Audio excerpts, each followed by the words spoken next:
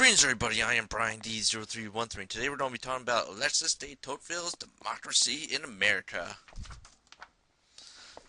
So Tocqueville, he was a Frenchman back in the 1800s, and he came to America after witnessing the democracy of his country of France fail. So he wanted to come to America and he wanted to see how we were doing with democracy and why we were so prosperous. So he came, and he wrote this big long book, very hard to read. Of course, this was 1800s. They didn't really have proofreading back then. And he wanted to see strengths and weaknesses of the government and how to reinforce those strengths and weaknesses. So while in America, he observed many things. He observed a lot of cons in our democratic society. For instance, the amount of power that the legislative branch had compared to judiciary and executive. Because in our democracy, all three branches are supposed to be balanced evenly. No one branch has more power than the other. But he noticed that the legislative branch had more power, which we kind of see today because our Senate and House of Representatives have so many people in them, and they can't really make any decisions. So many people, they can't really vote. Get a unanimous vote. Everyone has different opinions. Not to mention everyone that gets elected is pretty much has a personal self-interest where they do things so they just keep their job instead of doing things to help benefit the country. He also noticed that the presidency was actually one of the weaker branches of the government because, well, the president gets to be elected for a second term. Cool, right?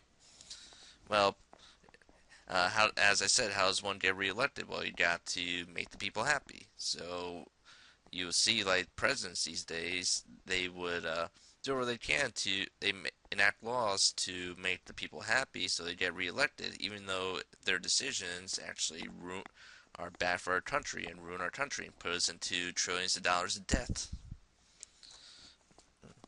And, okay, so another issue that you notice with democracy is that, well, we're free, right? We're all created equally, right? Well, because we're equal, people don't really care about others. They mainly care about themselves, and that's why we're such a highly individualistic culture instead of more toward collectivism.